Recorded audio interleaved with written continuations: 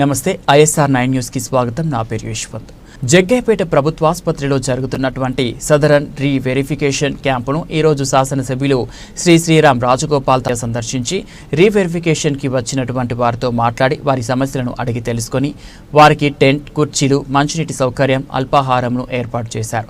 తానే స్వయంగా అల్పాహారాన్ని దివ్యాంగుల దగ్గరికి వెళ్లి అందజేశారు. అనంతరం డాక్టర్లతో మాట్లాడి అర్హులైన వారందరికీ లబ్ధి చేకూరే విధంగా చేయాలని కోరారు. ఈ కార్యక్రమంలో మున్సిపల్ చైర్మన్ రంగాపురం రాఘవేంద్ర, కోటారు సత్యనారాయణ ప్రసాద్, మైనేని రాధాకృష్ణ, కసుకుర్తి శ్రీనివాసరావు, కన్నెపోయిన రామలక్ష్మి, సంగెపు బుచ్చిబాబు, గొట్టె నాగరాజు, నకిరేగంటి వెంకట్, పేరం సైదేశ్వరరావు, మల్లెల కొండయ్య, వేదలాపూరి సైదా, దువ్వెల రామకృష్ణ, కాటగాని నరసింహారావు, చిలుకూరి వెంకటేశ్వర్లు, కమలేష్ తదితరులు పాల్గొన్నారు.